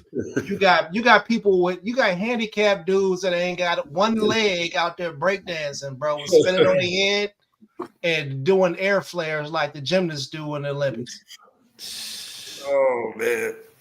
So I guess they ruined it for breakdance for It was now. wildly disrespectful. Yeah, they banned it. It's no longer going to be in the Olympics. They're like, get this ish out of here right now. And they can't kill it because everybody, their kids are still doing it. They still remixing music. They still dance battles. It's gonna be happening until shit. The motherfucking birds be dance battling.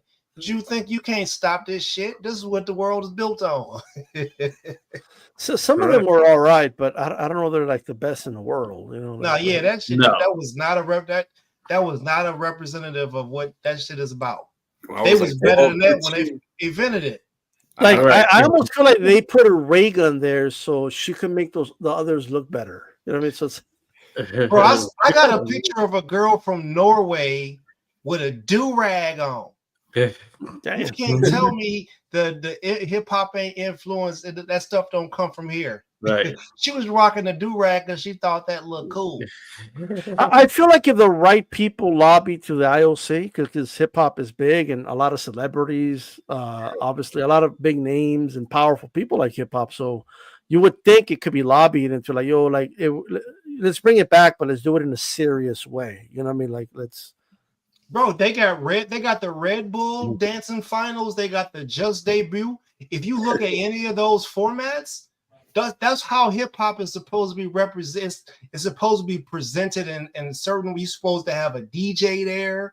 You're supposed to have graffiti artwork. You're supposed to have all these different. They didn't have like a DJ at the Olympics. Bro, the MC was whack, bro. They had people sitting in like some arena style seats. Like, no, that's not how hip hop works. You can't organize energy like that. You got to infuse energy in it, and there is no energy there. Mm. The sauce was missing, bro. It was like they took the chicken out of the wrapper and just threw it in the oven. They ain't putting nothing on it. Yeah, they didn't do it right, no doubt about it. Was missing. It should have been in some tight club in France where only certain people usually go to that joint. They should have just had that thing jumping off. You know? Hey, Eric, I was like, grew up in the Northeast. People even signing up for the trials that the trials should be on TV in America instead of pharmaceutical commercials. Right. We're supposed to be trying to see what these young folks is doing. Mm-hmm.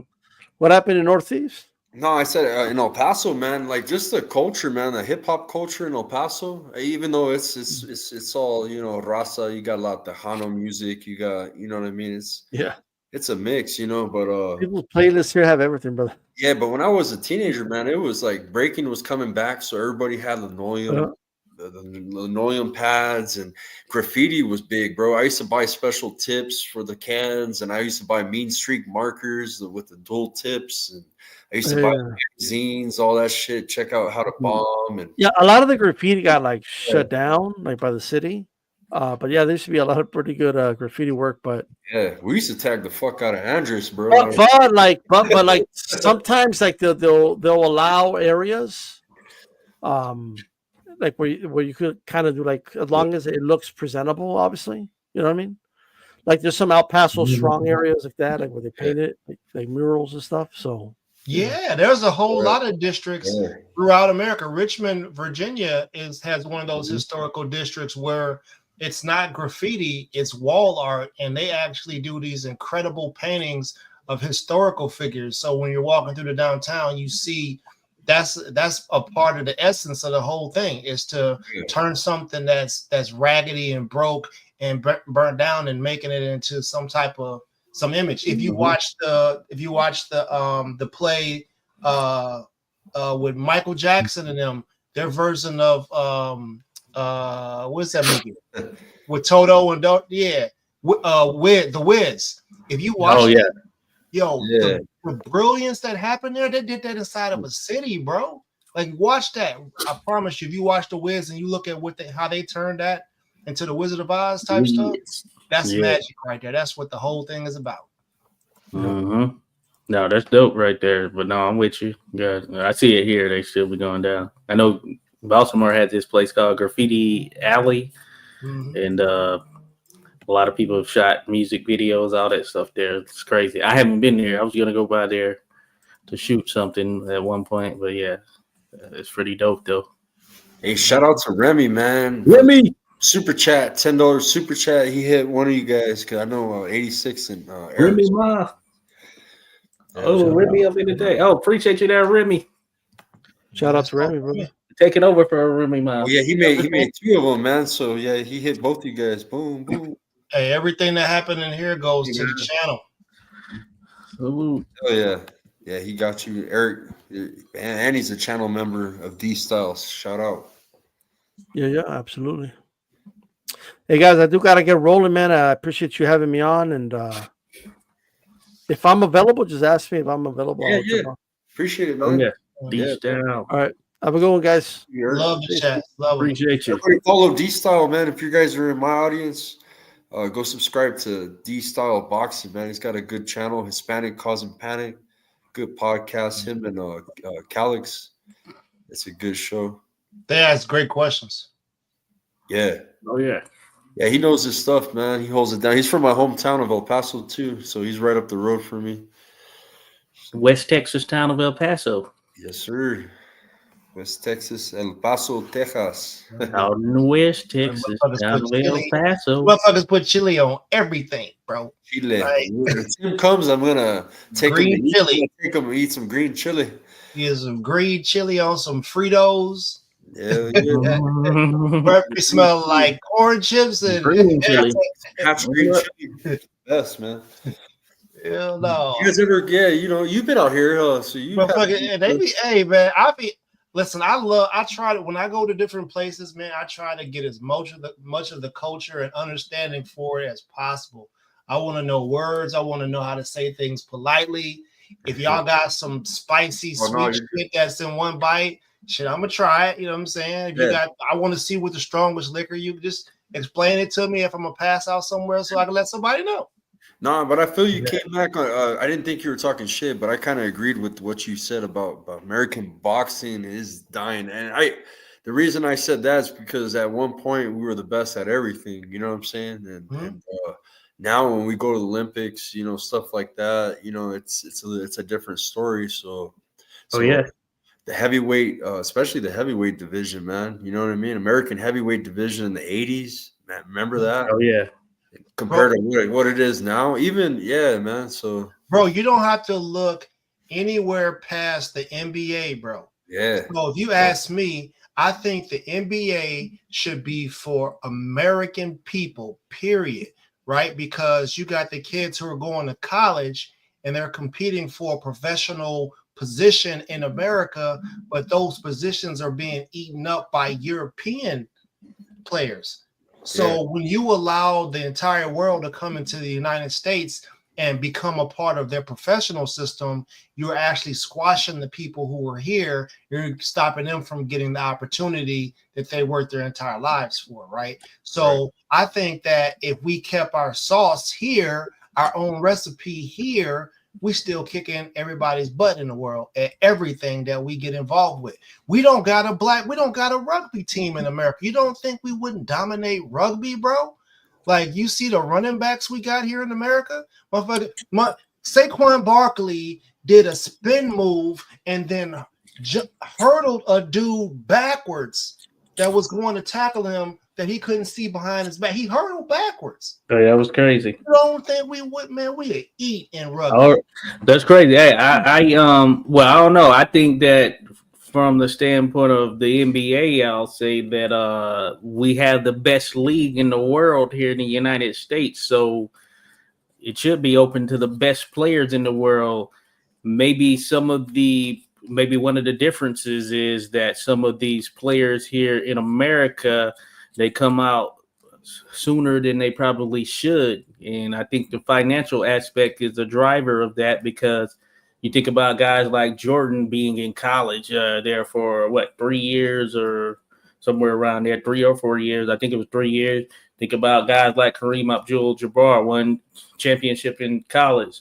Magic Johnson, so on and so forth. You had some high school prodigies, and then they were doing their thing, and they came out.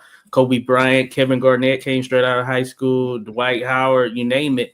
But then, of course, the rule has changed now, and you can't come directly out of college. But I think some still come out too sooner. So they have the option of the G League. I think that can help with things, and that's still trying to boost itself up. But you do have the best players in the world in the NBA, which is in America. And I think that factors in some capacity. And as it relates to rugby, I know that there is a rugby league here in the United States. There is or was, because I know that there was a DC team, and I remember I could get tickets, but I didn't get any tickets to it. I think it's just more so it's like one of those things where do we have the fan base personnel or more so the fan base that would actually carry a sport like that. So I think that's why it's not relevant and prevalent here, is because not a lot of people here in America really follow rugby. I don't know the rules myself, to be honest with you. I've seen different little things. I know about the New Zealand All Blacks because of their little thing beforehand. But I don't think it would. I don't think it would pick up here in the same way because of the fact that we have the NFL, and that's the best players in the world. Yeah, they did the haka with Steph Curry. Steph Curry then went over there to go play. Yeah. I saw that on them boys. Ernest, you know, soccer is popular in Mexico. It's the biggest. No, it's in the world, bro. That's I know in the world, but I mean, in Mexico, I'm talking about like state soccer. Like, you know, each state has a soccer team, right? My team now, Pumas. Yeah, Pumas is a good team too. They're a big money club, but the two biggest money clubs is Chivas and Americas, right? Oh yeah, Chivas, Guadalajara, and Americas. Well, check this out. Both clubs got the most money. You know, probably probably wonder who's funding it, but no, we know who funded it. Like Rodolfo. I'm glad Rodolfo's in here because he knows what I'm talking about. Americas. Ever since I was a kid, these two teams always make it to the top. They're the best in Mexico. They beat out Pumas a lot too. Yeah. But thing is, Chivas, they got all the money. They look for all the local, like what you said. They have your mentality. Americas, they go to Brazil. And they get soccer players. They say fighters. Yeah. They get soccer players from Brazil. They get all the best, you know, because they got the money, right? So they like to outsource, and Chivas is more like the puro Mexicano, you know, like they like to keep it Mexican, you know. Bro, those are the billionaires, bro, that enjoy sports. They're billionaires who enjoy sports. They're back sports. There was a mob kid. The dad bought him a professional hockey team, bro. Like, if you go and watch that story about that professional hockey team who was run by the mob's kid, yo, that story was wild, my guy. And that's what you get in these places. They only accept Mexican players. So they have your mentality, and they got the money, so they can get the best, you know, the best for recruitment. Americas, they'll get a dude fucking badass from Brazil on your ass. You know what I mean? Oh, yeah. So they have the best rivalry, you know. I mean, we do that in America still. What do you think is happening? How do you think the Cuban baseball players over here? They be running operations and shit to get a dude to get smuggled to Mexico and then snatch him over the border. Next thing you know, he's on the Dodgers, and they got to hire security because they try to steal their dude back. Everybody can't make it, but they tend to make it. You know what I'm saying? Like, it's crazy. That's how it is. The world is wild, bro. Certain things can happen for sure. You got people out here running ranches that got, you know what I'm saying, fighters. They're working on the ranch, you know what I mean? And you know, everybody be professional fighters. So these things happen, and I don't know, man. It is what it is, but I see it. One of those things for sure. I have to work. You know, but y'all really, you don't think we would, bro? All of our heavyweight boxers are in the NBA and on the NFL. Right. That's where they're at. Like, you could just go snatch one dude up out of there, and he could be the heavyweight champion of the world if he so chose to be. I think that's a factor. These other sports and the money you can make in the other sports. You take a less than dangerous, and I guess you can say more vicious path than the sport of boxing. You know. Yeah. Man, I think we got to isolate, bro. We got to isolate. We got to kick them fools up out of here because ain't no way in hell somebody's supposed to be doing an Irish chant here on American soil, in our arena. Bro, Ireland is like the size of Richmond, Virginia, bro. Like it's dumb small. Like how are you over here playing on our soil and everybody in the fans are singing your song? Yeah. That seemed like a violation to me. Remy said his cousin got killed before heading to play for Germany's national team. Man. Man. It's crazy. Jay Gibson said there's an anti-Cruz everywhere. And that's like you said. Yeah, man. Oh, it was a cool night, man. We got Sachery Sam. We interviewed him. 3-0 featherweight. Stockton slap. Home of the Stockton slap. Man, he sounded like he was born to fight, bro. He's doing what he's supposed to be doing. Yeah. Them the type of people you don't. The family's a fight family, man. Straight up. And they got ties with Johnny Tapia and Bob Foster, everything, man. So that's why I'm a 2A guy. A means amendment for the slow people in the back. I'm a 2A guy. You gotta. Some of these people out here ain't living in their purpose. Some of these people are supposed to be fighting and boxing, and they out here running around in the streets. So I need everybody to help us, help them, help us. We get free entertainment. They get to live their purpose. That's all. It's that simple. That's all we gotta do is support them and let them go do their thing. Warriors fight warriors, and everybody else can sit over here and chill and eat popcorn and just talk this boxing. Yeah. My day was nonstop, man, since 7:30 till 10, man. This shit's crazy. Man, you doing what you was meant to be doing, bro. We talk about it all the time. Yeah. It feels good, man. Supporting the community and then coming on to do an interview with the fighter from Northern California.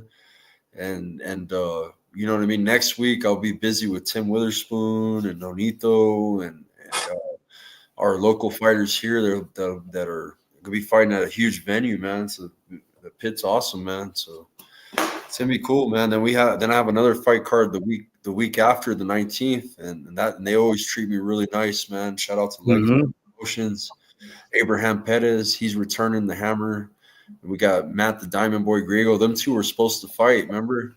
But they're on a card that's a week apart, and I know the city wants to see them fight, you know what I mean? But if they go their own way, man, I'm going to support both of them, and they're, each eat their yeah, man. Oh, yeah, Kane Mac, drop your channel info. We got 86 Boxing, and it's 86 Boxing. You're going to see the lime green logo, bright lime green. 86, don't get it confused with the other 86. This is 86, the historic. Yeah, there's 286 Boxings. So there's a knockout 86 or something. Yeah, he's cool too. You can subscribe to him. He's a friend of mine, but Josh is the historian. That's the bro right here.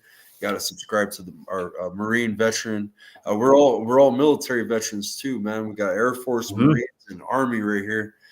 And Remy too, man. Shout out to Remy in the chat, man. Shout out to all the veterans. But much love to everybody, man. Love one another. Support your local fighters. And yeah, man. Anything else, guys? That's it. Papi Chunyeyo, he's got a YouTube channel. It's PapiChoonyayo. Yeah, man. I'm gonna be dropping some of them cooking videos that I be doing. You know what I'm saying? I do a lot of different things. Once you get some of that good food, you get that good recipe, you know how to make it. Oh yeah. You send me a check later. You feel me? I guess so. Call this man Remy on consignment. Yeah, and it's 86 sports, right, on this one? Well, I have 86 Boxing channel up here. Managing a couple as that's noted is a lot right there. So just can only do one boxing channel, really. Sticking with 86 Boxing, of course. But yeah, appreciate you there, Remy, of course, and appreciate everyone who dropped by. Yeah, got some historic content on the channel, so feel free to drop by, check that out. Into the history of the sport. If you're not, you will get into the history of the sport. some dudes back in the day who did their thing for sure. Yeah, and Josh does an amazing job with edits and animations and puts faces to these fighters that you've never even seen before, and just all off of historical facts, that he goes off of. So pretty cool, man. I appreciate it.